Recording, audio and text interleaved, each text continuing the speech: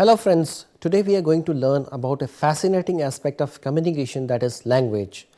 Language is the human capacity for acquiring and using complex systems of communication, and a language is any specific example of such a system. The scientific study of language is called linguistics. It is impossible to know precisely how many languages there are in the world, and the number depends on a partly arbitrary distinction between languages and dialects. However, estimates vary between around 6,000 and 7,000 languages in number. Natural languages are spoken or uses sign or any other language can be encoded into secondary media using auditory, visual or tactile stimuli. For example, in graphic writing, braille or like whistling. When used as a general concept, language may refer to cognitive ability to learn and use systems of complex communication, or to describe the set of rules that makes up those systems, or the set of utterances that can be produced from those rules. Human language is unique among the life forms of earth because its complex structure affords a much wider range of possible expression and uses than any other known system of animal communication, all of which are generally closed systems with limited functions and mostly genetically rather than socially transmitted. In contrast to non-human communication forms, human language has the properties of productivity, recursivity and displacement. Human language is also the only system to rely mostly on social convention and learning.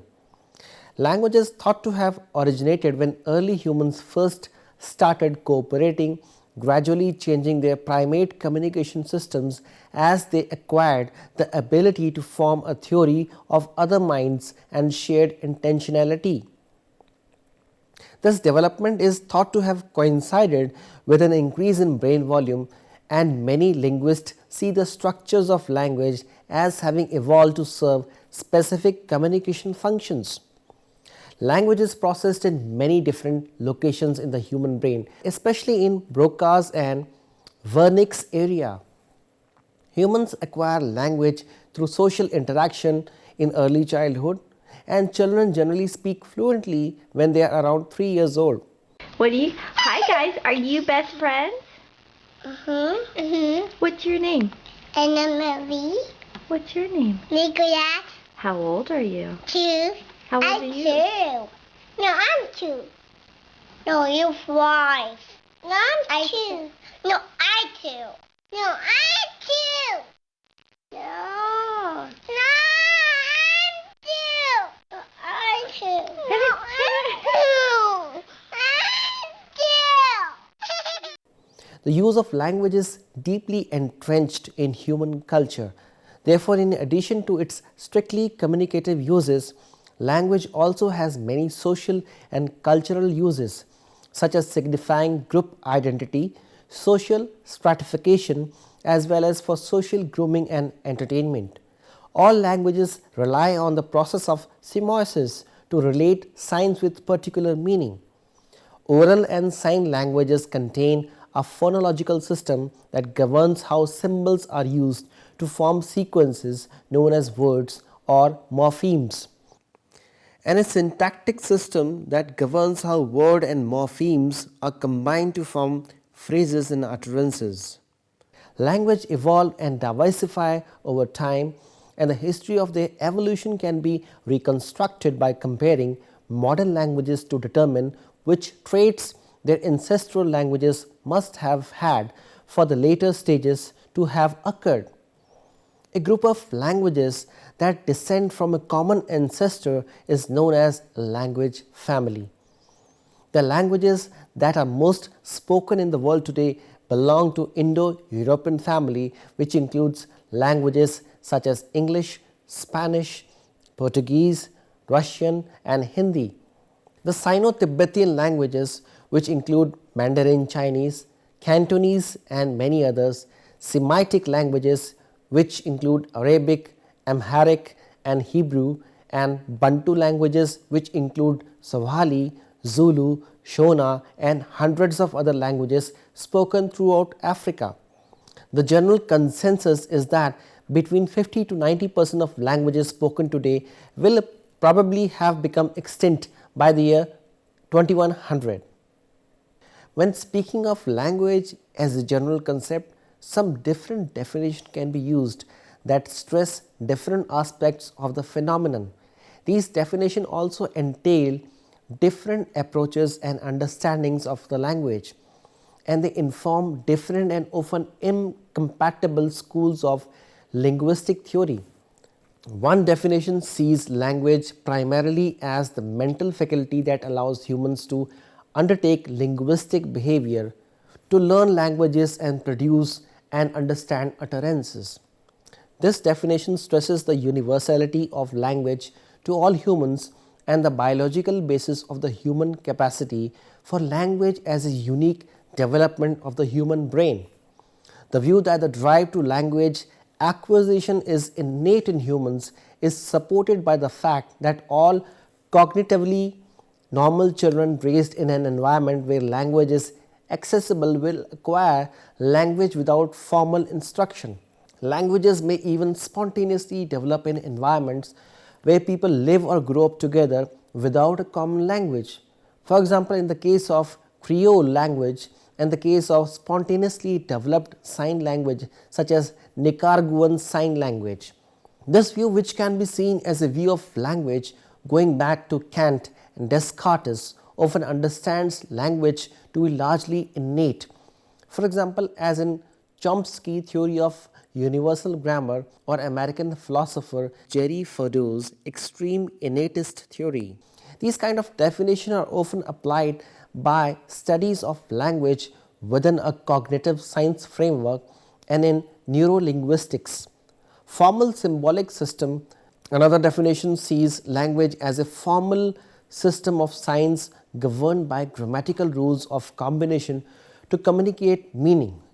This definition stresses the fact that human languages can be described as closed structural systems consisting of rules that relate particular signs to particular meanings. This structuralistic view of language was first introduced by Ferdinand de Saussure, and his structuralism remains foundational for most approaches to language today. Some proponents of this view of language have advocated a formal approach which studies language structure by identifying its basic elements and then formulating a formal account of the rules according to which the elements combine to form words and sentences. The main proponent of such a theory is Noam Chomsky, the originator of generative theory of grammar, who has defined language as a particular set of sentences that can be generated from a particular set of rules. Chomsky considers these rules to be an innate feature of the human mind and to constitute the essence of what language is. Formal definition of language is commonly used in formal logic and in formal theories of grammar and in applied computational linguistics. Yet another definition sees language as a system of communication that enables humans to cooperate. This definition stresses the social functions of language and the fact that humans use it to express themselves and to manipulate objects in their environment. Functional theories of grammar explain grammatical structure by their communicative functions and understands the grammatical structures of language to be the result of an adaptive process by which grammar was tailored to serve communicative needs of its users. This view of language is associated with the study of language in pragmatic, cognitive and interactional frameworks, as well as in sociolinguistics and linguistic anthropology. Functionalist theories tend to study grammar as a dynamic phenomenon, as structures that are always in the process of changing as they are employed by their speakers. This view places importance on the study of linguistic typology. Now, let us talk about classification of languages according to structural features. As it can be shown that processes of grammaticalization tend to follow trajectories that are partly dependent on typology. What makes human language unique? Now, let us talk about that. Human language is unique in comparison to other forms of communication such as those used by non-human animals. Communication systems used by other animals such as bees or non-human apes are closed systems that consist of a closed number of possible things that can be expressed.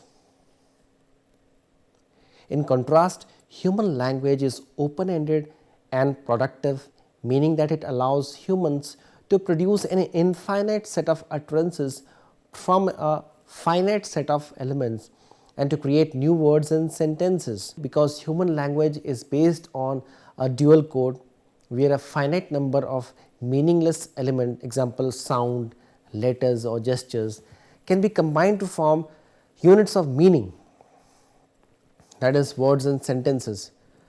Furthermore, the symbols and grammatical rules of any particular language are largely arbitrary, meaning that the system can only be acquired through social interaction.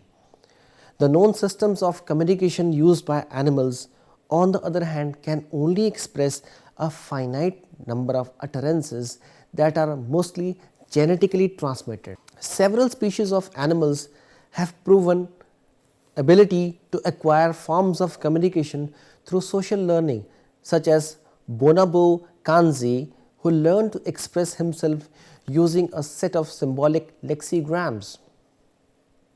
Similarly, many species of birds and whales learn their songs by imitating other members of their species.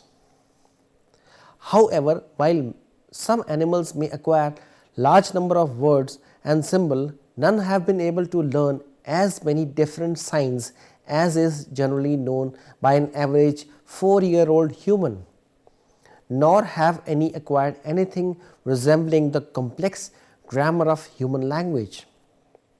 Human languages also differ from animal communication systems in that they employ grammatical and semantic categories such as noun and verb or present and past to express exceedingly complex meanings. Human language is also unique in having the property of recursivity.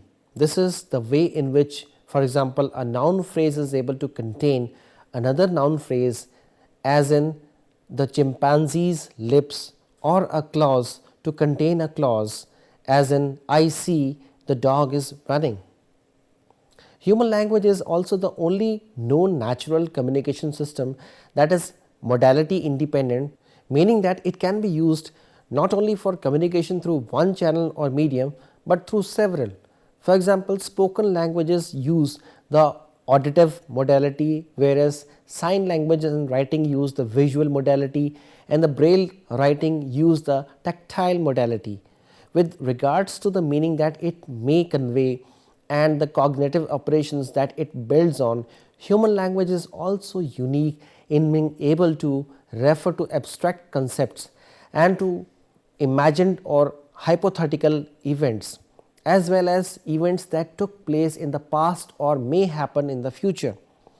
This ability to refer to events that are not at the same time or place as the speech event is called displacement. And while some animal communication system can use displacement, such as the communication of bees that can communicate the location of the source of nectar that are out of sight, the degree to which it is used in human language is also considered unique.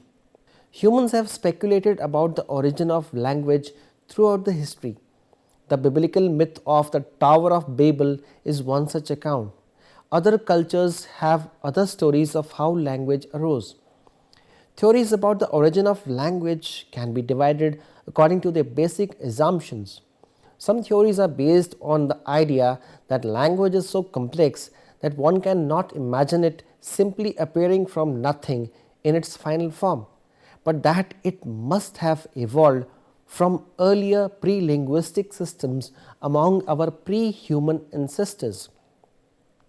These theories can be called continuity based theories. The opposite viewpoint is that language is such a unique human trait that it cannot be compared to anything found among non-humans, and that it must therefore have appeared fairly suddenly in the transition from pre-hominids to early man. These theories can be defined as discontinuity based.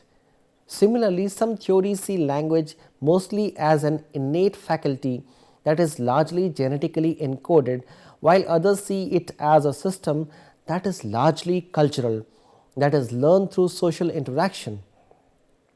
Currently, the only prominent proponent of a discontinuity based theory of human language origin is linguist and philosopher Noam Chomsky.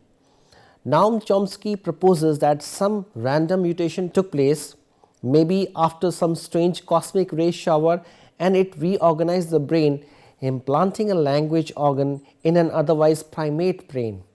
While cautioning against taking this story too literally, Chomsky insists that it may be closer to reality than many other fairy tales that are told about evolutionary processes, including language. Continuity based theories are currently held by a majority of scholars, but they vary in how they envision this development.